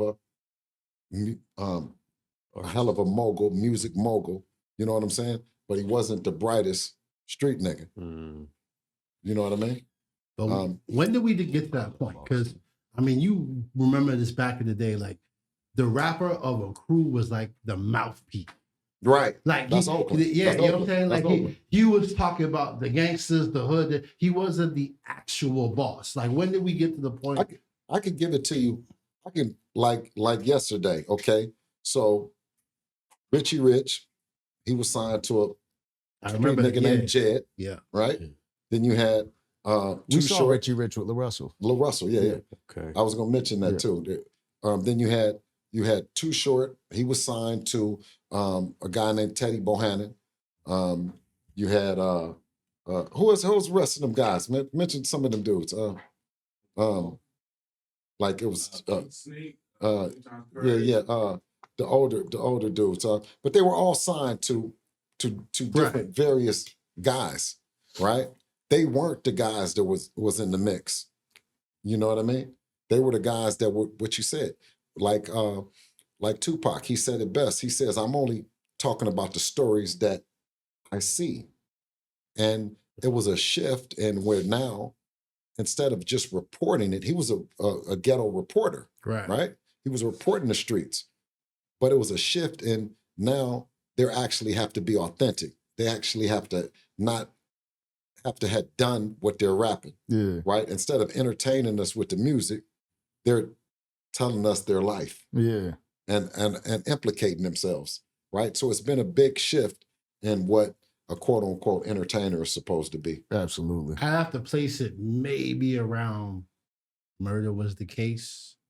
or maybe when maybe it was Pac, because Pac dropped Me Against the World in prison and it went #1.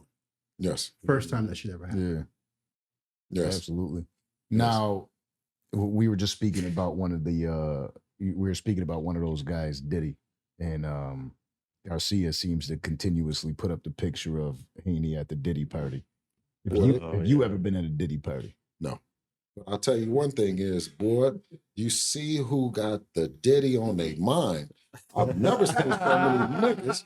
The Diddy. They got the Diddy on their mind because I'm telling you, That's got funny. the Diddy on their mind. Listen, That's a new track right there. Yeah. Diddy on their mind. Yeah, but anytime you see two guys on a picture and you start picturing anything other than what's on the picture, nigga, you got the Diddy on your mind. Yeah.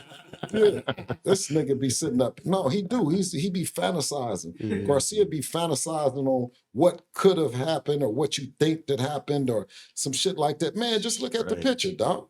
Strange. You see what I'm saying? The picture don't even look crazy. Yeah, but I'm saying this. So you're gonna see Oprah. If you see Oprah and him, or you see, you know what I mean? You just start, or whoever it is, Martha Stewart or whoever, the man that took a picture with a bunch of people. You see what I'm saying? Man. Everybody. So everybody that you That's Diddy. see, everybody that you see with, that's what's on your mind. Now, what you have to do is, you know, it can be, you say, well, damn, I'm gonna wait and see all these niggas that get busted that was doing the shit, if that's what Diddy was doing. Because I don't know. Right. I'm not an industry nigga. You know what I'm saying? I was really in the streets, so I was never invited to the brunches, the lunches, the after parties. You know what I'm saying? Because I'm very opinionated. You know what I'm saying? So if I seen two niggas doing something, then I would definitely ask, what kind of establishment is this? You know what I mean? So I think, Get me out of here, yeah, man. so I think within that, the real niggas that don't participate didn't go. You know what I'm saying? And me being one of them. You know what I'm saying? But the real niggas is back. You know what I'm saying? Hey, because now, you know, where I didn't know why I didn't get invited. I knew I've been putting in work like a motherfucker. I've been behind there. I didn't know why I didn't get an invitation. You see what I'm saying? But now I know now that it's the flyest motherfucking thing in the world to not been there. Yeah. You know what I mean? Yeah, right? man. Everything come out in the water. Yeah. You do My not girl, want to be on that list. Yeah. I heard my girl, she was talking to one of her girlfriends and she said, yeah, my man ain't never been to no motherfucking party. You know what I'm saying? That's the flex. How does Dev feel about it though? Because they're trying to trash him online, saying, "Yo, you had your shirt off in the hot tub with him." Like, how does Devin feel about that? It was if you look at the picture, it was girls, it was everything. In the pool was girls and everything in the back and all the other shit. You know what I'm saying? So let's keep it 100 too, right? Before all these allegations, before all of them, you're with Diddy at a Diddy party. You're probably gonna be like, "Yo, catch a flick," right? Like, this is Diddy. Like, you got to realize that the same shit with Trump. I've said about Trump a lot of times. Before Trump ran for election, everybody was fucking with Trump. You seen Trump, you go take a picture with Trump. All the rappers had pictures with him. He was in all those movies and those little cut scenes. He's in music videos. Everybody loved him on The Apprentice, right? And then he goes for election, and then it's like, Trump's racist. Don't go near him. Diddy was like, Diddy's an icon, right? He's the what is it? Black excellence. Absolutely. It was spoken about a lot. Black excellence when you speak about Diddy. You see Diddy run up on the street, bro. Right now, if you ran into Diddy, there's a good chance you're gonna go take a picture with Diddy. You know what I mean? It might be a little bit different now. You might be like, "Yo, don't put your hand on my shoulder." You know what I mean? But you know what I mean? But you're gonna take a picture with Diddy. Man, if they taking pictures with Woody, they gonna take a picture with Diddy. You dig what I'm saying? Hello. It's just the kind of society it is. But that doesn't negate the fact of, you know what I mean, who's who and what's what. They're entertainers. I think that Woody now has taken on he wants to be an entertainer. He wants to entertain. Yeah. You know, I was puzzled that Charleston was encouraging snitching. He's king snitch. and then he fell out with a snitch. I just didn't understand that. Because Woody's a snitch, right? Yeah. Okay, and then Charleston's a snitch. He's king snitch, right? How do two snitches fall out? So with Charleston, he does say that he never did snitch, but he talks about snitching all the time. Right? He said No, you can't find any A paperwork on snitch, snitching. if you say you will snitch, you're a snitch. You're just waiting on the opportunity. Okay. Right? Yep. So, he's threatened to snitch a bunch of times. So how do two snitches fall out? Comments. I mean, it's something that makes complete sense. Well, one say he put a tracker underneath the other car. That's how it happened, but they're good now. Yeah, they're good now. Yeah. So who put a tracker on? What did I don't think that really happened. I think it was all. It. I actually was on the phone. You know, that's his man. So you let me know. That's I mentioned it. It's just that I talked to Woody yesterday, and he was telling me about it. You know, he's like, I mentioned it, and I threw Charles's name in there. He's like, I'm basically saying the shit's in the whip, right? There was a tracker in the whip, and I said the only person that was in here, and I said the only person that was in there was Charleston. I wasn't implying it was him. I'm saying somebody snuck the shit in there. And I was like, okay, so I mean that's kind of how this whole beef started between. Well, it's two different. Well, to me, it's two different trackers. One tracker, a nigga might get killed, and one tracker, a nigga might go to jail. So I was just trying to figure out who put the tracker. You did? Who was tracking who? And another one of the crazy stories that is out right now is about the CEO of United Healthcare that was murdered. Big business. They just caught the killer yesterday. Yeah. At McDonald's. Well, it was. They ID'd He was him. spotted at McDonald's. Stroh sent me some meme of, I don't even know if that was real. It was like Burger King said they don't snitch. I thought it was real for a second. I didn't even know what was going on, but I didn't know they caught him out there. What is your thoughts on what just occurred over there? Well, obviously, you know what I mean. I was in New York, and when it happened, shut down the city. You never want to see someone get shot in the back. Mm-hmm. You know what I mean? Mm-hmm. That's like that's some different kind of shit. You know what I mean? Down to the old westerns. That's not how it's supposed to go. Right, you know what I mean? Right. But I think that that whole thing is over my head, over my pay grade. Mm-hmm. You know what I mean? It has a lot to do with the big business and the healthcare and. You know what I mean? Writing on bullets. Yeah, I don't even know how to write on bullets. I've been in this shit for so fucking long. I wouldn't know how to write nothing on a fucking bullet. You dig what I'm saying? So once I heard that, what was it? Deny, depose. Some shit. Deny, defame, and depose. Yeah. Or defend. Deny, delay, and defend. Right?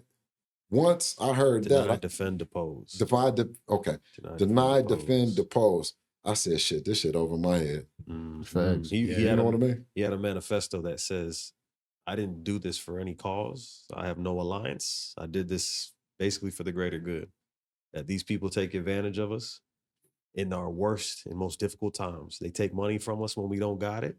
It's like a necessity. You got to have insurance, right? Everybody, you're paying for a peace of mind. But said these people will deny you your right to live, your access to medications, services, and this is why I did that. Well, he said it's simple. Well, it seemed like to me it had to be an isolated incident, or it was once again an apple dumpling gang experience, meaning that the guy, he shot him and then he jumped on an electric bike, right? I'm like. But he had wrote on the bullets, right? So it's more to that story. He said it just took patience. But the question is, how did he get this guy's whereabouts, his itinerary? So he's admitted to it? Yeah, he left the But not the manifesto. They're saying that they don't, the guy that is actually caught he yelled out something while they were putting him in his in jail, and he was yelling out something, and then again, you got the internet that doesn't believe a motherfucking thing. That they're like, oh, well, it's a conspiracy. It's not him. And now, they got the wrong guy. Right. So, yeah, that goes to say if he's acting alone, right? Mm-hmm. He's acting alone, but he wrote on the bullets, right? And then he made it out of New York, but then he got caught at the McDonald's. You know what I mean? And then somebody said he used his ID at McDonald's. Yeah, What was he ordering? Liquor? No, I think they said it was a girl. They said she was like, put your mask down. And he was like, ah. And that was all it took.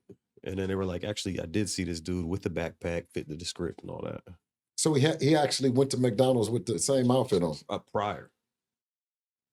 Oh, so they just said that there's a guy here that went to McDonald's, or he's in this There city, was a and guy they found here him? earlier today. There's a lot. They have videos of him from like taxi dash cams, from him walking through the city. They collect all that information. Every camera in the city. That's wild. I Why the fuck would you be wearing a mask anywhere else? I guess it is.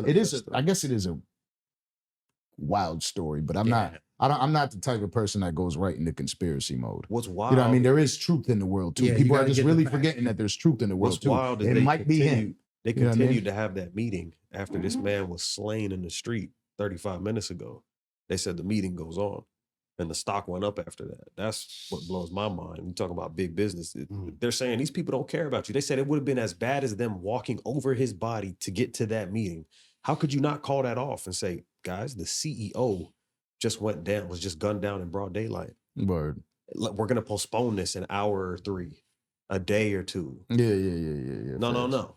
The guy who, but who knows? But that adds to the conspiracy. Maybe that meeting he was supposed to say something and he wasn't allowed to say that. Scarface came out. Yeah, well, he can't make it to the meeting. You know, I said no women and no kids. I just, you know what I mean? Like they let the meeting go when they were initially it happened, and then I seen that white face.